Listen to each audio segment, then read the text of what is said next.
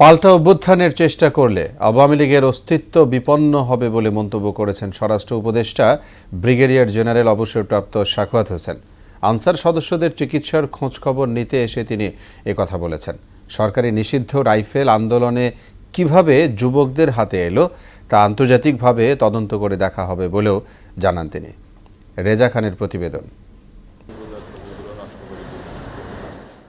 অভ্যুত্থানকালীন সময়ে আহত আনসার সদস্যদের চিকিৎসার খোঁজখবর নিতে ঢাকা সেনানিবাসের সম্মিলিত সামরিক হাসপাতাল সিএমএইচে আসেন অন্তর্বর্তী সরকারের স্বরাষ্ট্র উপদেষ্টা।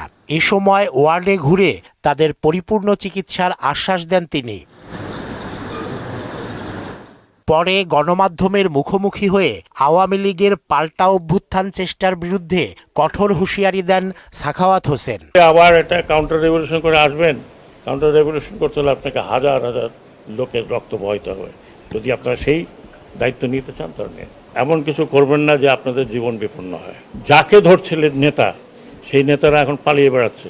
যাকে ধরছে সেই নেতাকে আমরা বাঁচাতে পারছি না। অনেক নেতাকে অনেকে বাঁচিয়েছে, আমরা জানি কে কোথায় আছে। এখানে মারামারি কোনো লাভ নেই। আরও কিছু লোকের মৃত্যু আমরা চাই না। আন্দোলন চলাকালে সরকারি নিষিদ্ধ 7.62 বোর রাইফেল কিভাবে যুবকদের হাতে এলো তা তদন্ত করতে প্রয়োজনে আন্তর্জাতিক সহযোগিতা নেওয়া হবে বলেও জানান স্বরাষ্ট্র উপদেষ্টা। এই ধরনের স্বৈরাচার ব্যবস্থা দেখি নাই। আপনারা ওই আর্মির লোকজন আসছে তাদেরকে স্বৈরাচার বলেন? তারা তো রাইফেল তো কোনো সিভিলিয়ানের হাতে তুলে দেয়নি। ম্যাসিভ ইনভেস্টিগেশন দরকার যে এরা কারা, কাদের হাতে এই রাইফেল, যেটা প্রহিবিটেড রাইফেল, কাদের হাতে এটা আসছে। আন্তর্জাতিক আদালতও যাওয়া যেতে পারে যে এটা কোথা থেকে পেয়েছে। আগামী 7 দিনের মধ্যে অবৈধ অস্ত্র স্থানীয় থানায় জমা না দিলে আইনানুগ ব্যবস্থা নেয়ার কথাও জানান তিনি। আগামী 7 দিনের মধ্যে তারা নির্দিষ্ট থানায় জমা দেবেন। যদি জমা না দেন তাহলে দুইটা চার্জ লাগবে।